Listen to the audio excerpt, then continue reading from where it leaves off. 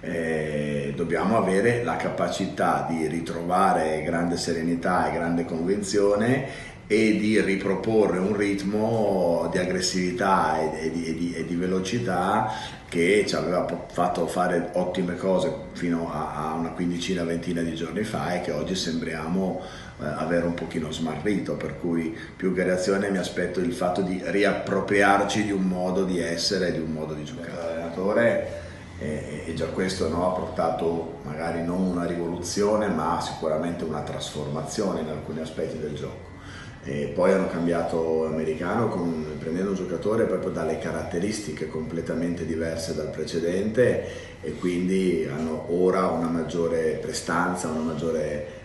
fisicità, una maggiore duttilità sotto il profilo proprio del pacchetto lunghi, per cui queste trasformazioni ci danno oggi un avversario nettamente più consistente e più anche sicuro delle proprie potenzialità, dei propri mezzi, come hanno mostrato nelle ultime 2 o 3 partite. E vincere a Roma, per quanto Roma in questo momento sia una squadra un pochino in difficoltà, ma è un'ottima squadra, e vincere a Roma con l'autorità con la quale mentalmente abbiamo mostrarla tutta la partita. Rieti possiede 2 americani di talento, uno che è appena arrivato, l'Asur,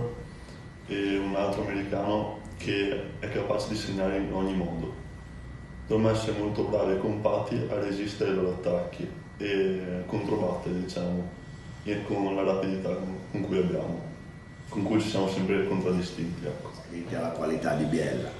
È altrettanto vero che noi non siamo stati capaci di avere l'impatto che abbiamo avuto in altre occasioni. Forse insomma, un inizio così difficile, un inizio così di basso profilo l'avevamo avuto a Siena la seconda di campionato, ecco, faccio per dire, poi non si era mai verificato, quindi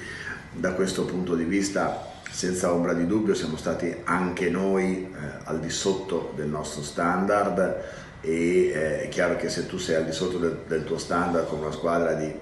basso profilo puoi provare anche a ripartire, a tamponare questa situazione. Se lo fai con una delle squadre migliori del campionato e delle squadre più in forma del momento, da risultati e gioco espresso alla mano, è chiaro che poi questo diventa un percorso estremamente complicato e che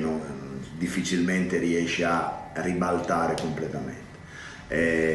Può capitare in una squadra giovane, può capitare un momento di calo di intensità dopo 8 partite tirate, può capitare, ma deve essere un episodio che ci fa riflettere sull'importanza di essere sempre invece capaci di fare le cose nel modo migliore.